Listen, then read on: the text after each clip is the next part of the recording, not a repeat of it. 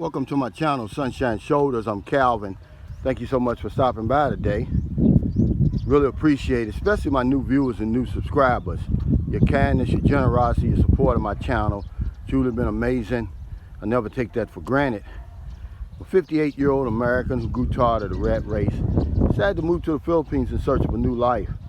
Well, I found that new life, and I want to share with you my boots on the ground experiences the only way I know how, and it's by giving you the nitty-gritty. It's exactly what I'm seeing, what I'm living, what I'm experiencing. I'm never going to sugarcoat that. It's not going to start today.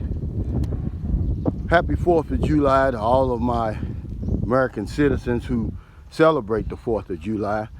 It's already Sunday, July 4th here in the Philippines. Thanks to everybody who served in the military, who does their part, pays their taxes, stays out of trouble over in America to make it the great country that it is. Subject of my vlog today is 10 useful tips for first-time travelers to the Philippines.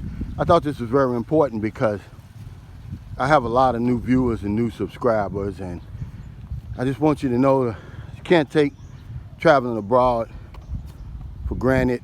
There's some things that we can do to make our trip more enjoyable and, above all things, safer. I always suggest that we be ambassadors for our nations when we travel abroad, for our families. And these tips can go a long way to doing that.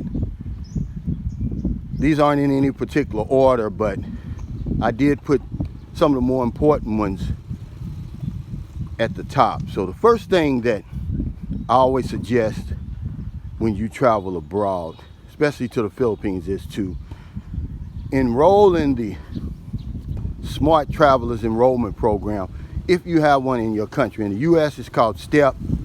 What it does, it gets you in touch with the local consulate and the local embassy in the Philippines. And it's not for them to snoop in your business or anything like that, but it's to let them know that you're in the country. Hell, you're 8,000 miles from home. You want somebody to know where you are. It's in case of an evacuation. You see what's going on in Taal, where the volcano has erupted. You know, they may need to contact you, family emergency, may have to evacuate you or anything like that. So enroll in that STEP program. It's free, doesn't cost you anything, and it's something that I highly recommend. The second thing that I would suggest you do is to create you an itinerary before you come to the Philippines. Get a general idea of where you're going when you get here. Don't just get on the plane like I did and come over here and, you know, make it up as you go. Because the very first time I ever came to the Philippines, I didn't leave Mactan. We came across that bridge to Cebu City one time, and that was to meet her family. We went back to Mactan, that was it. This beautiful country, I saw very little. We did stay in Tamboli Beach Resort, which at that time in 2009 was a very beautiful place. It's undergone a lot of changes, a lot of construction. Of course, it's closed now due to the pandemic. But make you an itinerary. If you're going to be here for 2 weeks, I'd say go to at least 2 to 3 places. And if you fly into Cebu, that's going to be easy to do. You can go. Cebu Island is full of places. You don't even have to leave Cebu Island. You can go to Malapascua. You can go to Camotes Island, Malboal. But then again, you're close to Bohol. You're close to Dumaguete, which makes you close to Siquijor Island. Go to see at least 2 to 3 of these beautiful places here. Don't cheat yourself. Okay, so make an itinerary. Another thing is, make sure when you come over here, your passport has at least 6 months left on it. The Philippines is very, very strict. If you come over here with 5 months and 29 days, they're going to turn you around. make sure you have at least 6 months left on your valid passport. And your passport is good for 30 days, and then you have to apply for a visa. And it's a very easy process.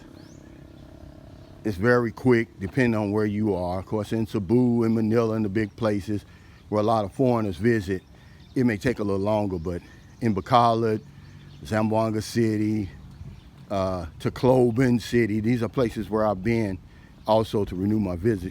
It's very quick, it's very easy. Now, one thing about your visa, don't overstay over here, okay? You get 30 days. If you change your mind and say you want to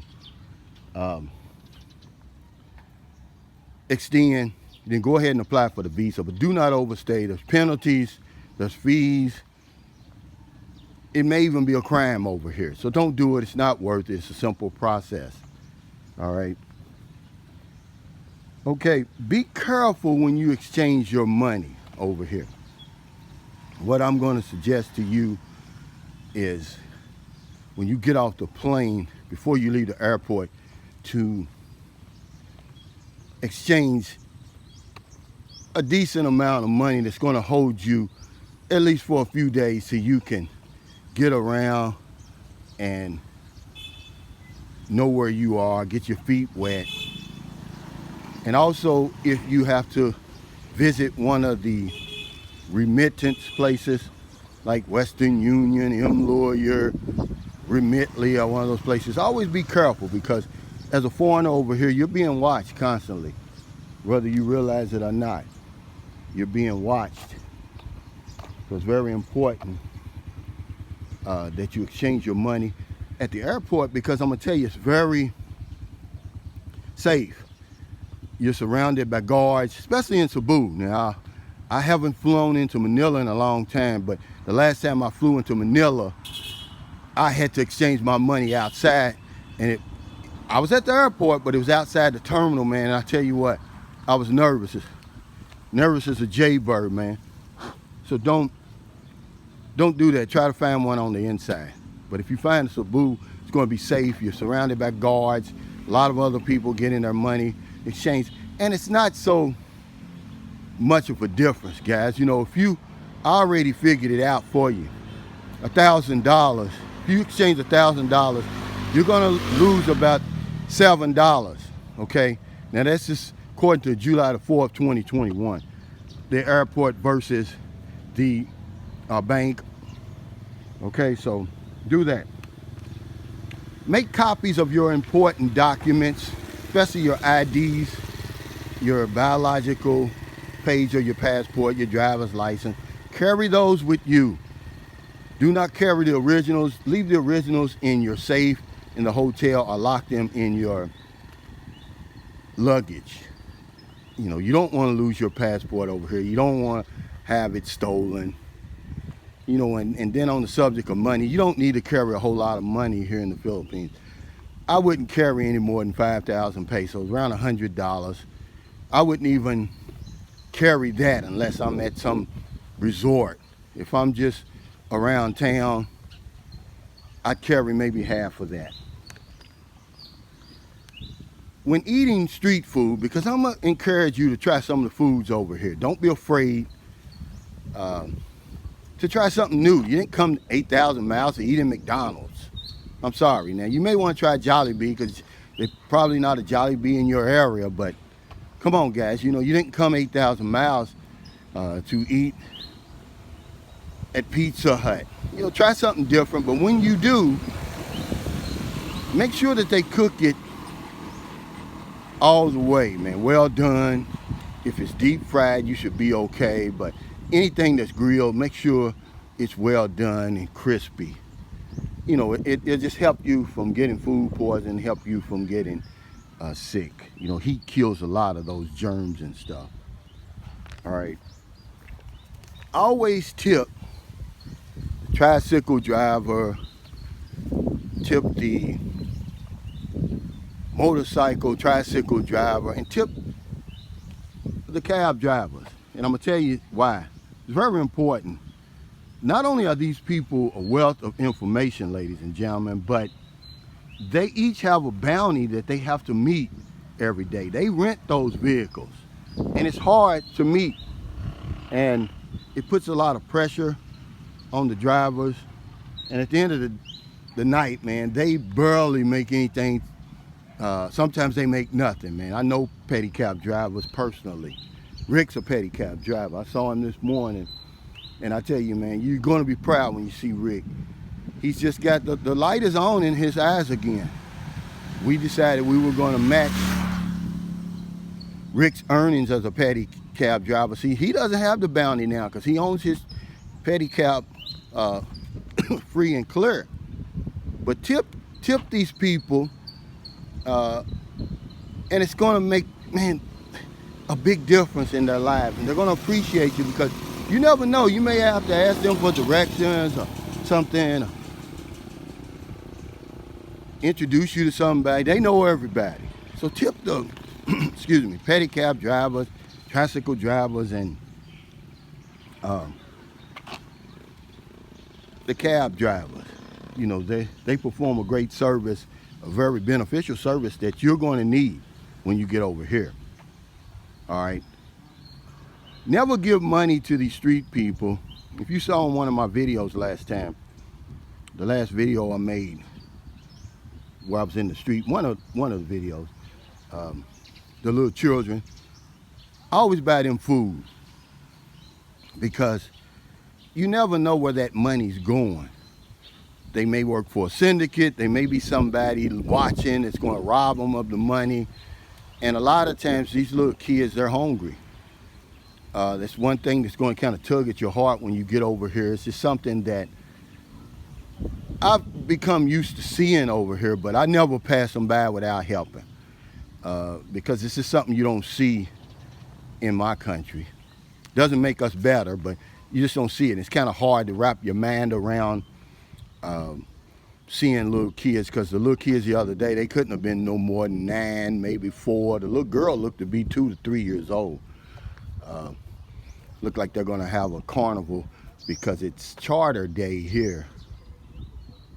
But yeah, never give them money. I always buy them some food, because you never know, they could be on drugs, and then they're going to go and they're going to harass somebody else, and they could become dangerous under the influence of drugs. So buy them food instead, buy them a meal. And on that note, one thing that I'm going to suggest that you do when you get over here, sponsor a local family 25-kilo sack of rice. Now, you don't have to do this. This is just something that I suggest. You know, remember, we're trying to be good ambassadors while we're traveling overseas. And this is only going to cost you about $20 US. But it's going to feed that family of 4 for about 30. Man Buntag. Good morning. You're going to feed that family of 4 for about 30 days. And it goes a long way than just giving them that 1,000 pesos, 1,100 pesos. Sponsor them a sack of rice. I mean, rice is gold over here. I promise you that. And they'll love you for it. Of course, follow the laws over here. We're not bigger than the law. We're not above the law over here. If it's a law in your country, it's probably a law over here. So follow the laws over here, and you're going to have a great time. Filipino people, they're so hospitable. They're so accommodating. There's no pressure to conform. They leave you alone over here. But these are just some tips that I want to give you as a first-time traveler to the Philippines to make your trip here more enjoyable and, above all things, safer. So thank you for stopping by today. If you're in America, it's early. You're still in bed, so I have to talk to your subconscious mind. When you get up, drink your cup of coffee, or go out to 7-Eleven and get your cup of coffee.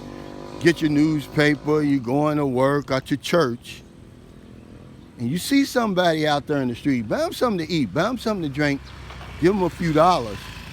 This is the beautiful Mayawani Hotel right here. This is where I want you to stay when you come here to San Carlos City. Not only is this a new hotel, maybe 4 or 5 years old, but the food here is probably the best I've ever eaten in all of the Philippines. Hey, good morning.